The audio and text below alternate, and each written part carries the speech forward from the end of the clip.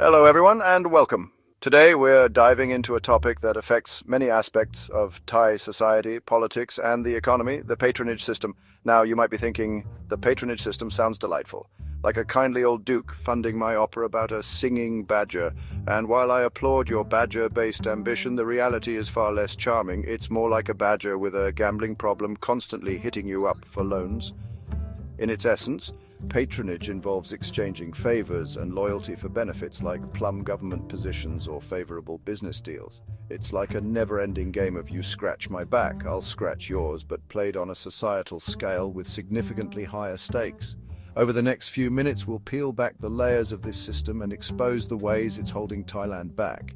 Let's explore the key disadvantages of this system and understand why it's a significant issue. Buckle up, folks, because we're about to navigate the murky waters of favoritism, inequality, and a whole lot of questionable backroom deals.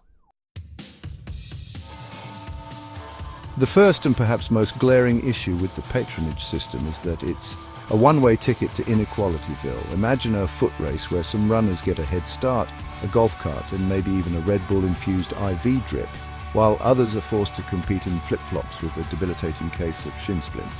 That's essentially what the patronage system creates, an uneven playing field where those with connections or influential supporters have a distinct advantage. This inherent unfairness seeps into every aspect of Thai life. Want a good education? Better know the right people. Hoping to land a decent job? Prepare to polish your networking skills more than your resume. Need access to essential public resources? Well, let's just say it helps to be on a first-name basis with someone who can pull some string. This system perpetuates a cycle where the privileged few remain entrenched in power, while those without the right connections are left scrambling for scraps. It's like trying to win a game of Monopoly against someone who starts with all the properties and a license to print money. Demoralizing, to say the least. And the worst part, this system actively discourages meritocracy, the idea that hard work and talent should be the driving forces behind success. Instead, it rewards those who are adept at playing the game, navigating the intricate web of obligations and favors. This creates a system where mediocrity thrives and true potential is often squandered, all because someone didn't get the memo about who to buy a fruit basket for during a particular holiday.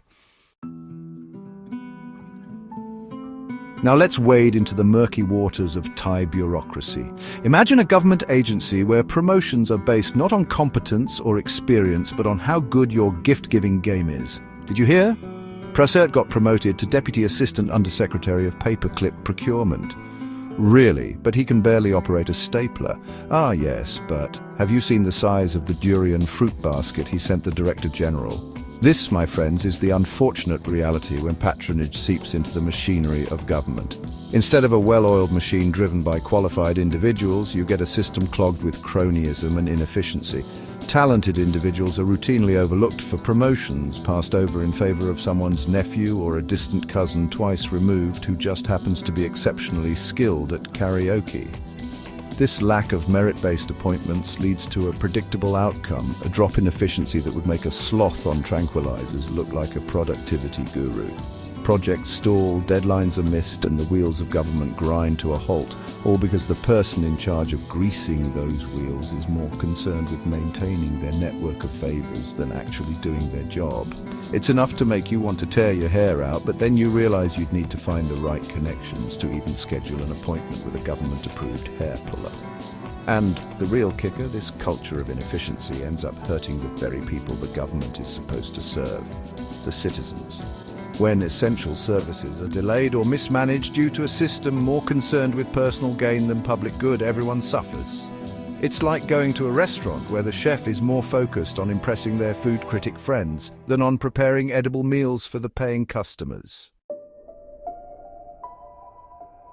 Let's be honest, folks, talking about patronage without addressing corruption is like trying to discuss the culinary merits of a fruitcake without acknowledging the presence of those unsettling fluorescent green candied cherries.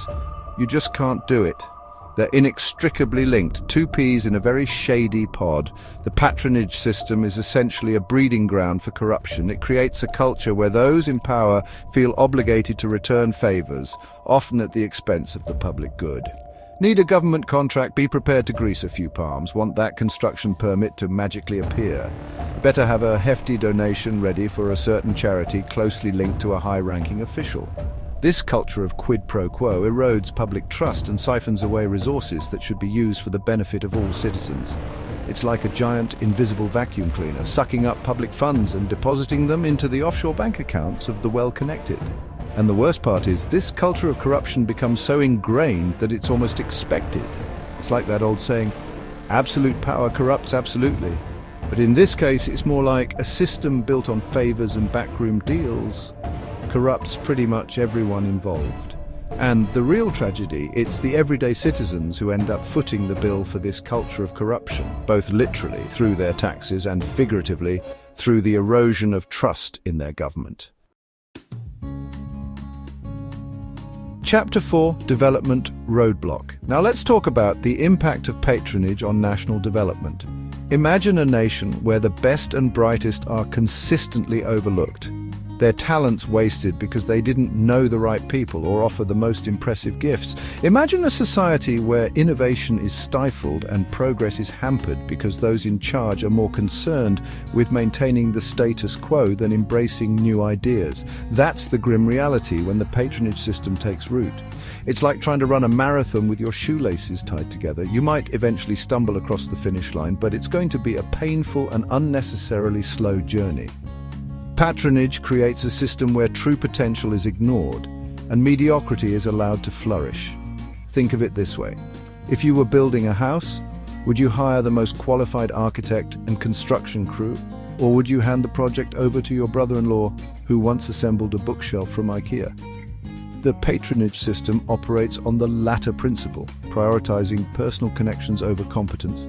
And the results are about as structurally sound as that wobbly bookshelf. This lack of meritocracy creates a ripple effect throughout society. It discourages innovation, stifles entrepreneurship, and ultimately prevents Thailand from reaching its full potential on the global stage. It's like having a Ferrari but choosing to drive it with the parking brake, on a tragic waste of potential. Chapter 5. Democracy undermined. Now, let's talk about democracy, that shining beacon of hope, that system of government where the people hold the power, except when the patronage system gets involved, it's less of a beacon and more of a flickering light bulb, its power constantly at risk of being cut off. In a healthy democracy, elections are supposed to be the great equalizer, a chance for citizens to choose their leaders based on merit and proposed policies. But when the patronage system is deeply entrenched, elections become less about choosing the best candidate and more about picking the one most likely to throw some benefits your way. It's like choosing between two restaurants. One offers a Michelin-star dining experience with a focus on sustainable, locally sourced ingredients, while the other promises unlimited free breadsticks and a complimentary bottle of house wine. Sure, the first option might be better in the long run, but those breadsticks and that free-flowing wine are pretty tempting in the moment, aren't they? This is the insidious nature of patronage in politics. It creates a system where politicians are more concerned with securing votes through favors and handouts than on actually governing effectively. It's a vicious cycle where short-term gains are prioritized over long-term solutions, and the needs of the many are consistently sacrificed for the benefit of the few. And the real tragedy? It's the erosion of trust in the democratic process. When people believe that their votes can be bought or influenced by favors, it undermines the very foundation of a fair and representative government. Chapter 6. Trapped independency. Let's be clear. The patronage system isn't just bad for society as a whole. It's detrimental to individuals as well. It creates a culture of dependency where people are conditioned to rely on their patrons for everything from job opportunities to access to basic services. It's like being stuck in a never-ending game of Simon Says, except Simon is a powerful politician or businessman, and the consequences of disobedience are far more severe than just being out of the game. This dependency fosters a sense of helplessness and undermines individual agency. Why bother working hard or striving for self-improvement when your fate is already predetermined by your position within the patronage network? It's like trying to win a race when you're constantly being tripped by invisible strings held by those in power. And the worst part, this cycle of dependency is often generational. Children grow up witnessing their parents navigate this system, learning that success is less about hard work and more about who you know and what favors you can offer. It becomes a self-perpetuating cycle, stifling ambition and perpetuating inequality. The patronage system might seem like a convenient shortcut, a way to get ahead in a complex world, but in reality it's a trap. A gilded cage that limits its potential and reinforces existing power structures. It's time to break free from this cycle of dependency and create a system that rewards merit, encourages self-reliance, and empowers individuals to shape their own destinies. Outro: breaking the cycle. In conclusion, the patronage system in Thailand leads to injustice, obstructs social progress, and opens the door to corruption. It's like a stubborn stain on the fabric of society, one that requires a concerted effort to remove. We've seen how it creates an uneven playing field, rewards mediocrity, and undermines democratic principles, but awareness is the first step towards change. By shining a light on the detrimental effects of patronage, we can start a conversation about creating a fairer and more equitable society. To move forward, Thailand must reduce reliance on patronage and promote meritocracy, transparency, and fairness. This means implementing robust anti-corruption measures, promoting a culture of accountability in government, and empowering citizens to demand better from their leaders. It's a long and challenging road ahead, but the rewards of a more just and equitable society are well worth the effort. Thank you for watching, and don't forget to like, share, and subscribe for more insightful content. Let's work together to build a Thailand where everyone has the opportunity to succeed based on their merits, not their connections.